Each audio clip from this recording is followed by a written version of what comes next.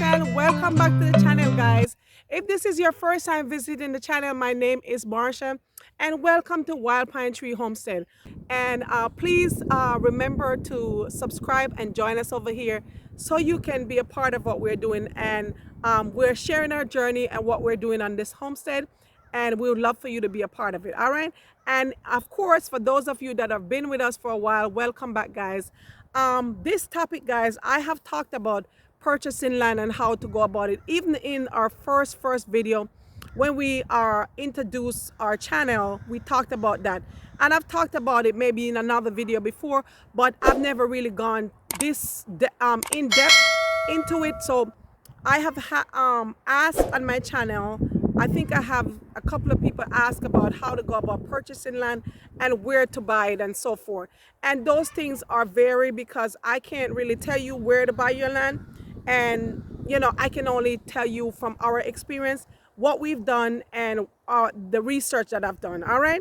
So here we go, guys. I'm going to jump right into it because I don't want to spend a long time on this video. All right. So I have my glasses and I have my phone because I have my notes on my phone and I can't remember everything, guys, so I had to write everything down. I'm gonna jump right into it. All right, so don't forget to subscribe, guys, as I said, and give this video a thumbs up. All right, so it can reach a broader audience. All right, so let's go, guys. So as you can see, I put in the title that the best thing you can invest in is dirt. And why not, right? One of our why is we purchased land because we wanted to provide, you know, some land and some space for our children, and we wanted to provide self-sufficiency for ourselves, right? We wanted to be able to grow our own food and grow our own animal. We know where our food is coming from and so forth and so on, right? And also the second thing, guys, why we purchased land is our second why was that we wanted to teach our children, teaching them how they can grow their own food. And many children, if you talk to them, they have no idea how food is grown. And we wanted to show them from our experience and teach them what it looks like to provide for yourself. Leave a legacy for our own children, and also pass on to the next generation a little land so things may be a little bit easier. Because as you know, guys, I'm from Jamaica, and growing up in Jamaica, my grandfather had land and he left that on to his children, which is my father and his siblings. But my father coming here at the time, I guess he didn't understand that, you know, you can purchase land just like you do in Jamaica without just buying a home. And, you know, coming from Jamaica, to be honest, guys, you're learning America. We're learning how America works. And so I guess my father didn't understand the rural type of lifestyle. And, you know, he could have left the suburb and purchased land, and that would have passed on to us. So that's what I'm trying to do. I'm trying to pass something on to my children so things is not so difficult for them in the future. All right. So that is our second why we purchase land. All right. Now, let's move on, guys. Now, you have to do your own research. Always do your own research.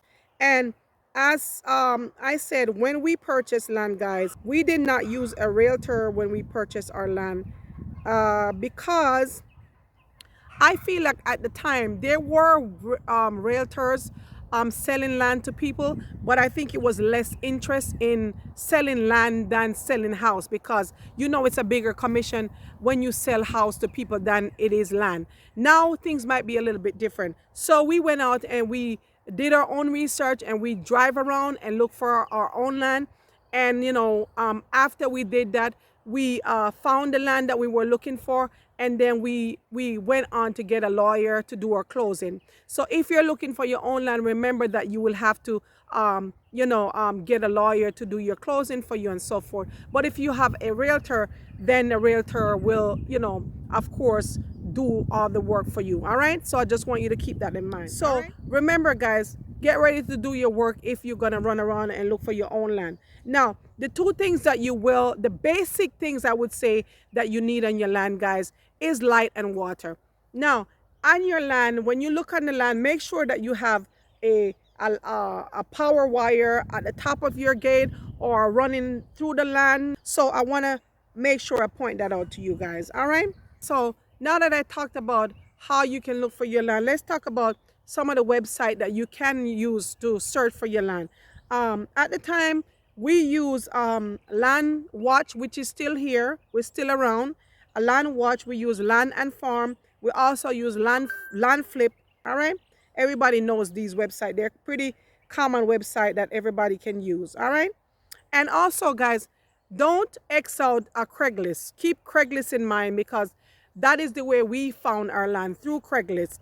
So also you need to look on Craigslist, because sometimes Craigslist, you'll find that the seller is selling their land on their own, and you probably will get it a little bit cheaper.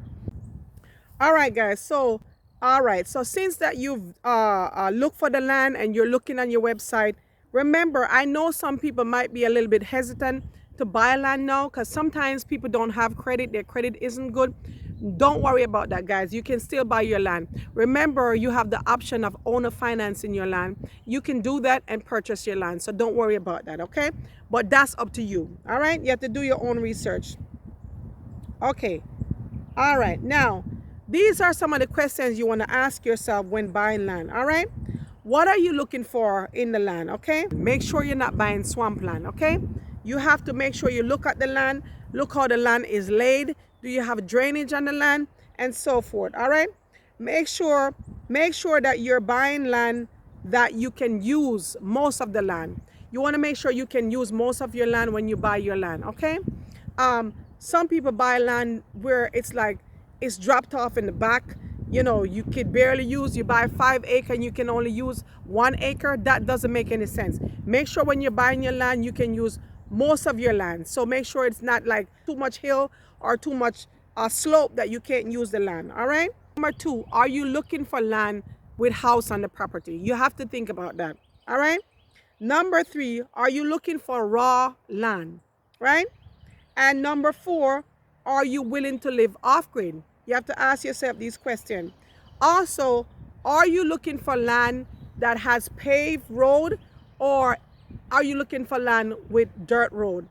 Because those things are important to ask yourself, because looking for land on paved road, the land price will differ if the road is paved or if it's dirt. So I want you to keep that in mind as well. Now, it is important to ask yourself, how far do you want to live from conveniences, right?